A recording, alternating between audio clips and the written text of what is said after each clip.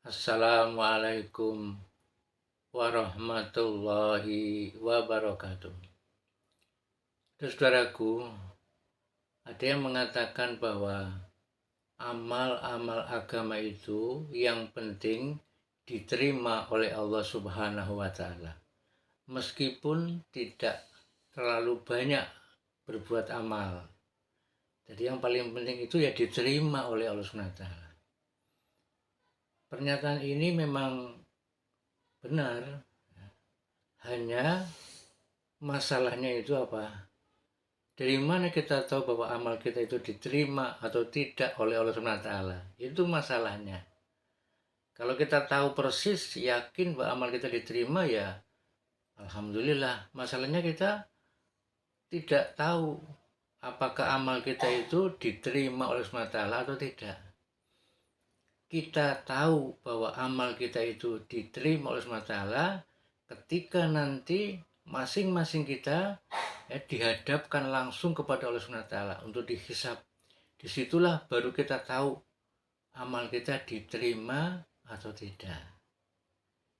Bahkan dalam salah satu hadis diterangkan, ada orang-orang yang menyangka amalnya itu diterima oleh Allah SWT.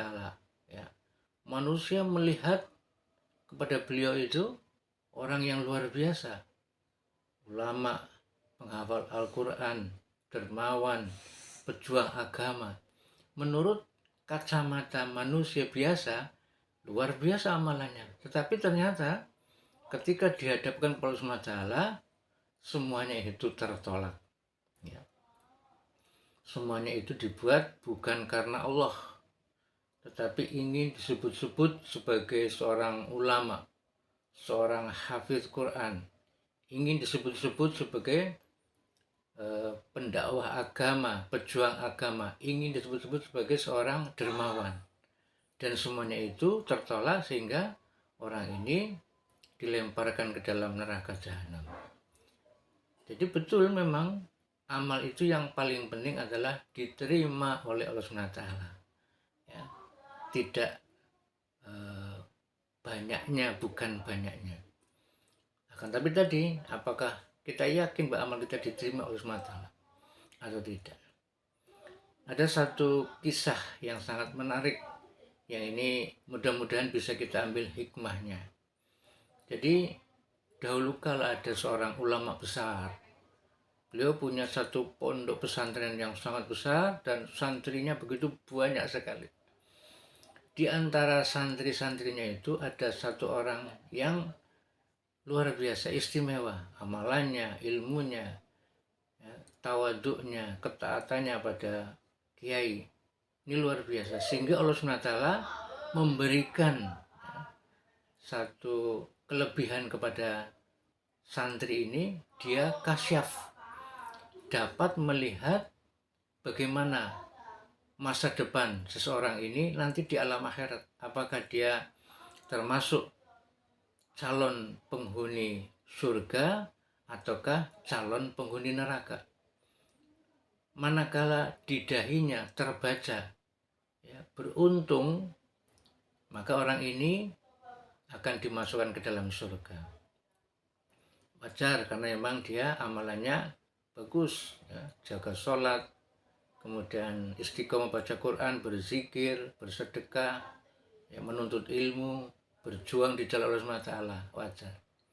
Suatu ketika ya, dinampak Allah SWT pada dahi seseorang tertulis merugi, maka orang ini akan mengalami siksaan di neraka nanti. Karena memang ya jelas ya, dia tidak pernah sholat, dia tidak mau berzikir, dia tidak mau menuntut ilmu, banyak bermaksiat kepada Allah SWT, sehingga wajar orang ini akan dimasukkan ke dalam neraka jahanam. Meskipun penampakan itu hanya beberapa detik, ya, dinampak Allah SWT kepada santrinya ini.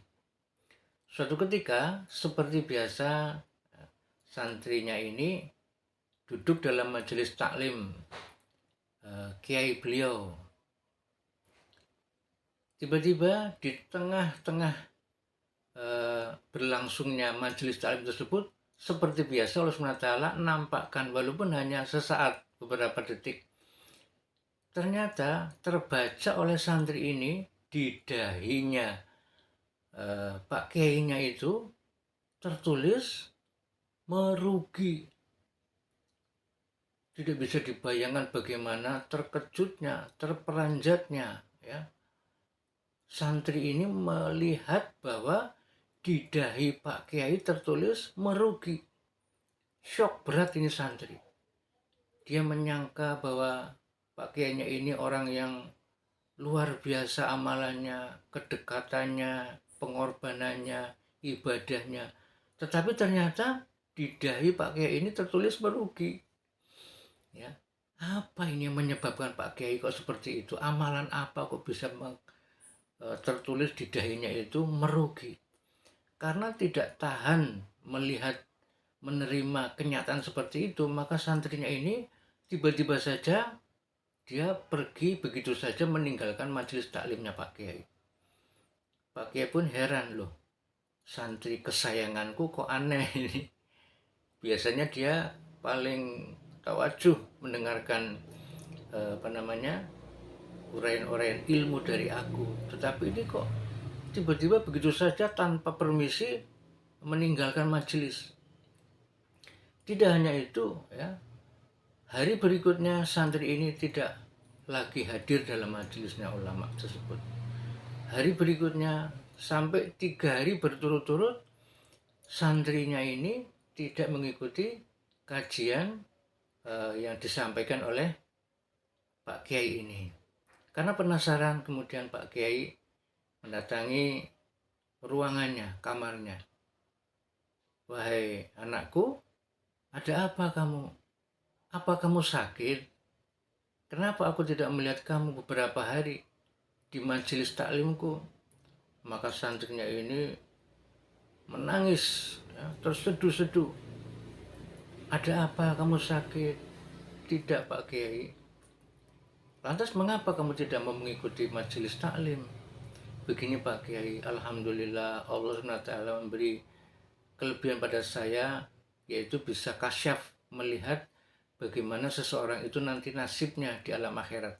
Apabila saya bisa membaca, apabila saya membaca di dahinya itu tertulis beruntung, maka insya Allah orang ini nanti akan menjadi calon penghuni surga. Tetapi ketika saya bisa membaca di dahi orang tersebut merugi, maka orang ini nanti akan dimasukkan ke dalam neraka jahanam. Kemudian kata Pak Kiai, lalu apa masalahnya? Begini Pak Kiai, sambil menangis terseduh-seduh, semakin keras tangisannya. Ketika saya duduk dalam majelis taklim Pak Kiai, Allah SWT nampakkan kepada saya bahwa ternyata di dahi Pak Kiai Nun Sewu tertulis merugi. Maka tambah keras nangisnya. Ternyata Pak Kiai itu mendengar pengakuan dari santrinya, ya, tersenyum. Ya. Oh begitu. Jadi kamu baru tahu ya? Loh, kenapa Pak Kiai? Aku sudah sejak lama tahu bahwa aku akan dimasukkan ke dalam neraka jahanam. Ya. Tapi ya bagaimana lagi? Itu kan kehendak Allah Subhanahu wa Ta'ala.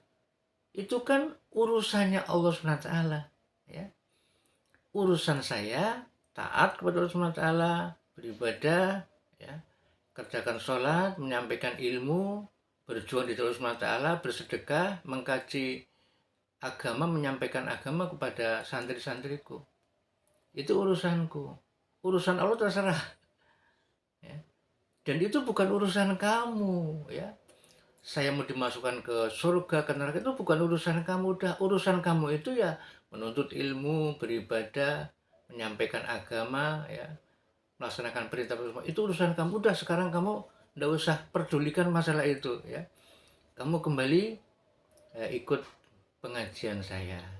Begitu ya Pak Kiai? Iya, ya. Jangan pernah kamu itu kemudian memasuki wilayahnya Allah SWT, ya. Itu urusan Allah, urusan kamu ibadah saja sudah. Maka akhirnya santrinya ini mengikuti lagi pengajian Pak Kiai. Beberapa waktu kemudian Allah SWT nampakkan lagi pada santri ini. Dan ketika dia ngaji di Pak Kiai itu, tertulis di dahinya Pak Kiai apa? Beruntung, beruntung, beruntung. Maka santrinya ini ya menangis ya, menangis haru. Pak Kiai, ada apa lagi? Kamu ada apa lagi? Saya diperlihat oleh SWT di dahi Pak Kiai sekarang tertulis beruntung, beruntung, beruntung. Oh begitu ya, alhamdulillah. Tapi ketahuilah santriku, ya, aku beribadah seperti ini itu ya sudah, karena memang Allah merintahkan seperti ini, karena Rasulullah mencontohkan seperti ini, ya sudah. Selebihnya itu bukan urusan saya, itu urusan Allah, ya. Dan kita jangan pernah mencampuri urusan Allah, itu kehendak Allah, dan pasti kehendak Allah itu pasti banyak hikmahnya, ada hikmahnya. Hanya Allah yang Maha Kuasa, dan tidak mungkin ya kalau kita sudah berusaha untuk taat, berusaha untuk beramal ibadah, berusaha untuk senantiasa memperbaiki diri kita, mendekatkan diri kepada Allah SWT, kemudian Allah SWT berbuat menzolimi hambanya, tidak mungkin ya. Udah pokoknya kita urusannya adalah taat Allah SWT, kerjakan amalan ya. Kita tidak perlu kemudian memvonis seseorang, wah itu orang amalnya karena riya, itu ingin mendapatkan pujian. Itu bukan wilayah kita ya.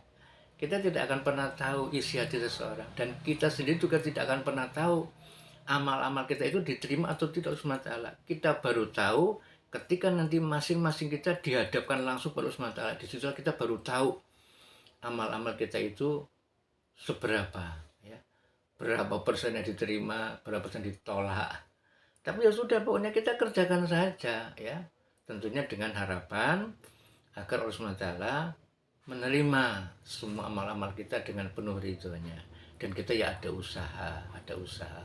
Kita penting ya mengaji kepada para alim ulama, bagaimana perintah Allah SWT, seperti apa contohnya, dan bagaimana hendaknya kita di dalam menata hati kita supaya amal-amal kita mudah-mudahan ya, kita tetap berharap.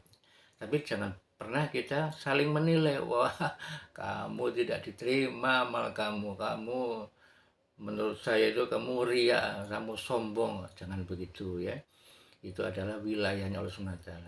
Kalau SWT mau menerima mau apa ya, kelihatannya amalannya menurut kita tidak baik ya, kelihatannya menurut kita hatinya nggak benar, tapi Allah yang Maha mengetahui, Allah yang Maha Kuasa. Kalau Allah kemudian mengampuni dosa-dosanya, mau apa? Dan kalau kita kemudian merasa bahwa amal kita itu baik, lebih baik daripada orang lain ya, takutnya kita nanti seperti iblis. Iblis itu kan begitu, iblis laknatullah ya. Memang amalannya bagus, iblis itu luar biasa ya. Tapi kemudian dia mengatakan ana khairu minhu, saya lebih baik daripada dia. Perkataan ini yang membuat Allah tidak ridho, sehingga kemudian iblis dikeluarkan dari surga ya, dan dimasukkan dalam neraka jahanam beserta anak keturunannya ya. Oleh karena itu udahlah, kita tingkatkan ketaatan kita, perbaiki amal ibadah kita. Kepada orang lain kita doakan aja yang baik-baik ya. Kalau kita berprasangka orang ini kok kayaknya tidak murni karena Allah, kayaknya ada hal-hal lain yang ingin dia dapatkan, ya udahlah, kalau yang kita merasa itu doakan saja ya, doakan kebaikan, ya Allah terimalah amal beliau ya Allah dengan penuh ridho, jagalah hatinya, lindungilah segala-galanya dari azab api neraka. Kita doakan yang baik-baik ya, mudah-mudahan dengan begitu kita pun juga akan dilindungi semata, dijaga hati kita, diterima amal-amal kita. Karena doa yang mujarab, yang terbaik adalah doa kepada orang lain, yang mana orang itu tidak tahu kalau dia sedang didoakan. Mungkin karena tempatnya jauh, mungkin karena orangnya dalam keadaan tidak terjaga, karena tidur mungkin ya. Udah kita doakan yang baik-baik. nanti malaikat pun akan mendoakan kita. Demikian juga dengan kamu ya. Malaikat mengaminkan doa kita, dan malaikat itu kan makhluk yang tidak pernah maksiat, yang selalu taat, ya insya Allah pasti diterima. Kemudian mengatakan demikian juga dengan kamu ya. Jadi udahlah, doakan yang terbaik insya Allah. Assalamualaikum warahmatullahi wabarakatuh.